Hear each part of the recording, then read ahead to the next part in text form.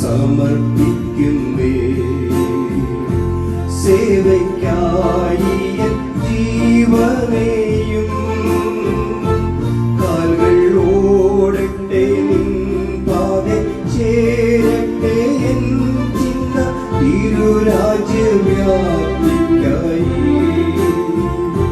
കാൽകൾ ഓടട്ടെ, നിൻ പാതെ ചേരട്ടെ, എൻ ചിന്ന തിരുരാജ്യവ്യാപ്തിക്കായി.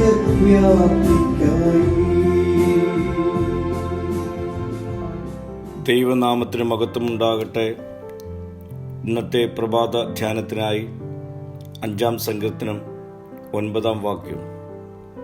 അവരുടെ വായിൽ ഒട്ടും നേരില്ല, അവരുടെ അന്തരംഗം നാശകൂപം തന്നെ.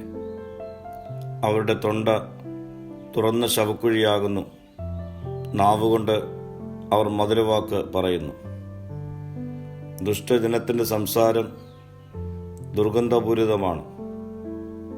ദൈവ വഴികളെ നിഷേധിക്കുന്നവരാണ് ദുഷ്ടന്മാർ.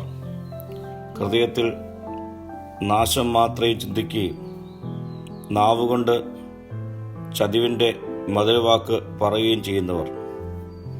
ശവക്കുഴി തുറക്കുമ്പോൾ ഉണ്ടാകുന്നതുപോലെ അവരുടെ വാക്കുകൾ ദുർഗന്ധം വമിച്ചുകൊണ്ടേയിരിക്കും.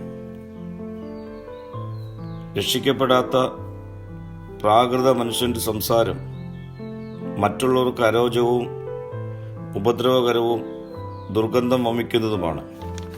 കാരണം തുറന്ന ശവക്കുഴിയിൽ നിന്ന് ഇത് മാത്രമേ പ്രതീക്ഷിക്കാവൂ. അതിലേക്ക് ഇട്ടുകൊടുക്കുന്ന ശവങ്ങളെ അത് വിഴുങ്ങുന്നത് പോലെ ദുഷ്ടന്മാർ അവരുടെ ക്രൂരവാക്കുകളാൽ മറ്റുള്ളവരെ നശിപ്പിക്കുന്നു. തങ്ങളുടെ വാക്കുകൾ കൊണ്ട് അനേകരെ മറിച്ചിട്ടിട്ടും തൃപ്തിയാകാതെ ഇനി ആഴെ വിഴുങ്ങേണ്ടുവെന്ന് അന്വേഷിക്കുന്നവരാണ് ദുഷ്ടന്മാർ. ഇങ്ങനെയുള്ള ആളുകളുടെ മധ്യത്തിലാണ് നാം ജീവിക്കുന്നത്. ഈ സാഹചര്യങ്ങൾ ജീവിക്കുന്ന നമ്മുടെ പ്രതികരണങ്ങൾ സ്വയം ശോധനയ്ക്ക് മുഖാന്തരമായി തീരണം.